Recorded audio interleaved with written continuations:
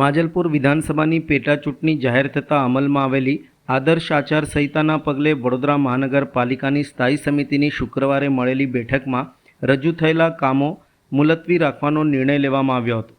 સ્થાયી સમિતિની બેઠક દરમિયાન મ્યુનિસિપલ કમિશનર દ્વારા કુલ 8 કામોની દરખાસ્ત રજૂ કરવામાં આવી હતી. જો કે માજલપુર વિધાનસભાના ધારાસભ્ય યોગેશભાઈ પટેલના અવસાન બાદ ખાલી પડેલી બેઠક માટે 30મી જુલાઈએ પેટાચૂંટણી યોજાનાર હોવાથી હાલમાં આદર્શ આચાર સંહિતા અમલમાં છે. આ સંજોગોને ધ્યાને લઈ કોઈપણ નવા કામોને મંજૂરી આપી શકાય નહીં. આથી સ્થાયી સમિતિએ બેઠકમાં રજૂ થયેલ તમામ દરખાસ્તોને હાલ પૂરતી મુલતવી રાખવાનો નિર્ણય કર્યો હતો.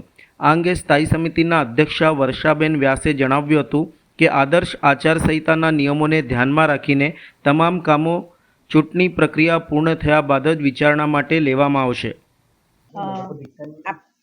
આજે સ્થાયી સમિતિની બેઠક પણ આપ સૌ જાણો છો એવી રીતના કાલે જે આપણું માંજલપુર વિધાનસભા ના આપણા લોકપ્રિય અને વરિષ્ઠ નેતા યોગેશ કાકાના મૃત્યુ બાદની જે ખાલી પડેલી સીટ હતી એના ઉપરની જાહેરાત આવી ગઈ છે. એટલે આચારસંહિતાના હિસાબે સ્ટેન્ડિંગની અંદર આજે આપણા 8 કામ ચડાવેલા હતા, પણ 8ને આપણે મુલતવી કરી રહ્યા છીએ. આચારસંહિતાના હિસાબે કોઈ પણ વડોદરા શહેરનું કામ અથવા માંજલપુર વિધાનસભાનું કામ આપણે એને હાથ ઉપર લઈ શકતા નથી હોતા. એટલે આજે આપણે દરેક દરખાસ્તને મુલતવી કરેલી છે.